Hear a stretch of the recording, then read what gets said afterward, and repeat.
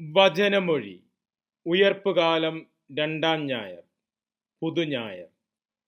വചനഭാഗം ഏശയ്യ 55:4-13, സ്ലീഹന്മാരുടെ നടപടി 4:32-37, കൊളോസോസ് 1:12-20, യോഹന്നാന്റെ സുവിശേഷം 20:19-31. ഈശോയിൽ സ്നേഹമുള്ളവരെ, ഇന്ന് പുതുഞായറാഴ്ച ആചരിക്കുന്ന ദിവസമാണ്. 1501 കബ്രാൾ എന്ന പോർച്ചുഗീസ് നാവികന്റെ കൂടെ യൂറോപ്പിലെത്തിയ കൊടുങ്ങല്ലൂരുകാരൻ യൗസേപ്പ് എന്ന വൈദികൻ വെനീസിൽ വെച്ച് ഇന്ത്യയെപ്പറ്റി നൽകിയ വിവരണം അടങ്ങുന്ന ഒരു ഗ്രന്ഥമാണ് ഇന്ത്യ 15-ാം നൂറ്റാണ്ടിൽ എന്നത്. 1507 ഇറ്റാലിയൻ ഭാഷയിലും 1508 ലത്തീൻ ഭാഷയിലും തുടർന്ന് വ്യത്യസ്ത യൂറോപ്യൻ ഭാഷകളിലും ഈ ഗ്രന്ഥം പ്രസിദ്ധീകരിച്ചിട്ടുണ്ട്. ആ ഗ്രന്ഥത്തിൽ കേരള സഭയിലെ തിരുനാളുകളെക്കുറിച്ച് നൽകുന്ന വിവരണത്തിൽ ഇപ്രകാരം എഴുതിയിരിക്കുന്നു: ഉയിർപ്പ് തിരുനാൾ കഴിഞ്ഞ് 8-ാം ദിവസം വർഷം മുഴുവനുമുള്ള തിരുനാളുകളേക്കാൾ വലിയ തിരുനാൾ അവർ ആഘോഷിക്കുന്നു. വിശുദ്ധ തോമാസ് ലീഹ ആ ദിവസം മിശിഹായുടെ മാറിൽ തൊടുകയും അവിടുന്ന് ഒരു ഭൂതമല്ലെന്ന് മനസ്സിലാക്കുകയും ചെയ്തതുകൊണ്ട് തങ്ങൾ ഈ തിരുനാൾ ഇപ്രകാരം ആഘോഷിക്കുന്നു എന്ന് അവർ പറയുന്നു. പൗരാണിക കാലം മുതൽ മാർത്തോമ ക്രിസ്ത്യാനികൾ വലിയ തിരുനാളായി ആചരിച്ചിരുന്ന ഒന്നാണ് പുതുഞായർ എന്ന് വിളിക്കപ്പെടുന്ന ഉയിർപ്പുകാലം രണ്ടാം ഞായർ. ഉത്ഥിതനായ മിശിഹായുടെ പ്രത്യക്ഷപ്പെടലുകൾ ധ്യാനിക്കുന്ന ദിവസങ്ങളാണ് ഉയിർപ്പുകാലം. ഉത്ഥിതനായ മിശിഹായെ കർത്താവും ദൈവവുമായി ഏറ്റുപറയുന്ന അവസരമാണ് പുതുഞായർ.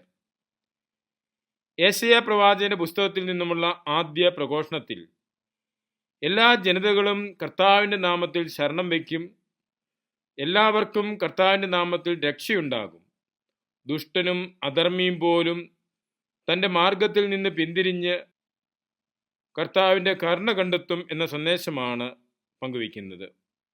കർത്താവിൽ വിശ്വാസമർപ്പിച്ച ആദിമ ക്രൈസ്തവ സമൂഹത്തിൻ്റെ വളർച്ചയാണ് സ്ലീഹന്മാരുടെ നടപടിയിൽ നിന്നുമുള്ള രണ്ടാം പ്രഘോഷണത്തിൽ നിന്ന് ശ്രവിക്കുന്നത്. മിശിഹായുടെ ഉത്ഥാനത്തിന് സ്ലീഹന്മാർ നൽകിയ സാക്ഷ്യമായിരുന്നു ആദിമ സഭയുടെ രൂപീകരണത്തിന് നിദാനം.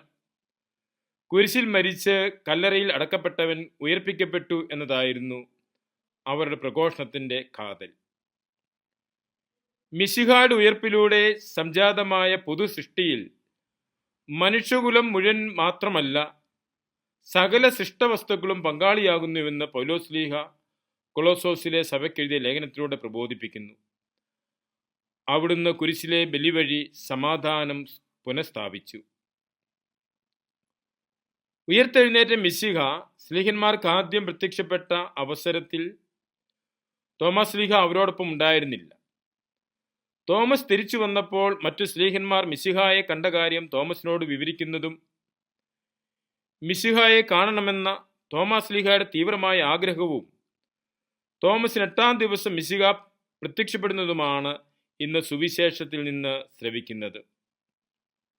തോമസ് ലീഹ വന്നപ്പോൾ മറ്റു ശിഷ്യന്മാർ പറയുന്നത് ഞങ്ങൾ കർത്താവിനെ കണ്ടു എന്നാണ്. ഉത്ഥിതനായ മിശിഹായെ കണ്ടു കഴിഞ്ഞപ്പോൾ കർത്താവും ദൈവവുമായി അവിടുത്തെ തോമസ് ലീഹ ഏറ്റുപറയുകയാണ്. മിശിഹായിൽ ദൈവിക വെളിപ്പെടുത്തലുകൾ അതിൻ്റെ പൂർണ്ണതയിലുണ്ട് എന്നതും കർത്താവും ദൈവവുമായിരിക്കുന്നവനാണ് മനുഷ്യനായി അവതരിച്ചതും പീഡകൾ സഹിച്ച് മരിച്ചതും ഉയർത്തെഴുന്നേറ്റതും ആ വിശ്വാസ സത്യമാണ് തോമസ് ഏറ്റുപറയുന്നതും പ്രഘോഷിക്കുന്നതും. ആദിയിൽ എല്ലാറ്റിനെയും സൃഷ്ടിച്ചത് വചനമാണ് എന്ന് ഉൽപ്പത്തി പുസ്തകത്തിൽ കാണുന്നു. വചനം ദൈവത്തോടു കൂടിയായിരുന്നു, ആ വചനം ദൈവമായിരുന്നു, വചനം മാംസം ധരിച്ച് നമ്മുടെ ഇടയിൽ വസിച്ചു എന്നും യോഹന്നാൻ സുവിശേഷം 1-ാം അധ്യായത്തിൽ വിവരിക്കുന്നു. മാംസം ധരിച്ച് മനുഷ്യനായി ജീവിച്ച് പീഡാസഹന കുരിശുമരണ ഉത്ഥാന സംഭവങ്ങളിലൂടെ കടന്നുപോയ മിശിഹായെ കണ്ട തോമസ് ലീഹ അനുഭവത്തിന്റെ വെളിച്ചത്തിൽ പ്രഖ്യാപിക്കുകയാണ് ആ മിശിഹ കർത്താവും ദൈവവുമാണ്. പുതുഞായർ ആചരിക്കുമ്പോൾ മാർത്തോമ ക്രിസ്ത്യാനികളെ സംബന്ധിച്ച് തോമസ് ലീഹായിലൂടെ ലഭിച്ച 4 കാര്യങ്ങളാണ് ഇന്ന് പ്രത്യേകം അനുസ്മരിക്കുന്നത്.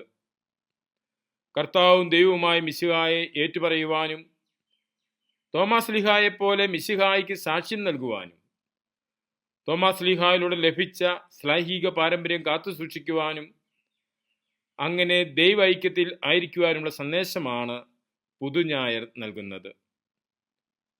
ആ ചൈതന്യം നമ്മുടെ പൂർവികർ കാത്തുസൂക്ഷിച്ചിരുന്നത് കൊണ്ടാണ് 15-ാം നൂറ്റാണ്ടിലെ ചരിത്ര വിവരണത്തിൽ തിരുനാളുകളുടെ തിരുനാൾ എന്ന് ഈ ദിവസത്തെ വിളിച്ചിരുന്നത്. ഈ തിരുനാൾ ദിനത്തിൽ തോമാസ് ലീഹായുടെ മക്കളായ നമ്മുടെ കടമ നമ്മുടെ പിതാവ് കാണിച്ചു തന്ന വിശ്വാസ തീഷ്ണതയും അത് പ്രഘോഷിക്കുവാനുള്ള ധൈര്യവും ഏറ്റെടുക്കുക എന്നതാണ്.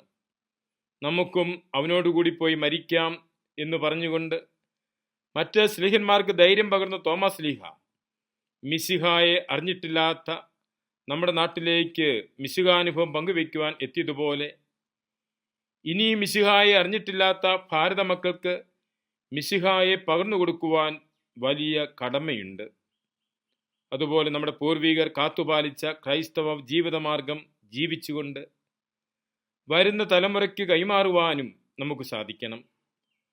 മാർത്തോമ മാർഗത്തിലൂടെ മുന്തിരിച്ചെടിയായ മിശിഹായോട് ചേർന്ന് നിൽക്കുവാനും ദൈവൈക്യത്തിലായിരിക്കുവാനും നമുക്ക് പരിശ്രമിക്കാം. അതിന് ദൈവകൃപ പ്രാർത്ഥിക്കാം. മിശിഹ നമ്മെ അനുഗ്രഹിക്കട്ടെ. ആമേൻ.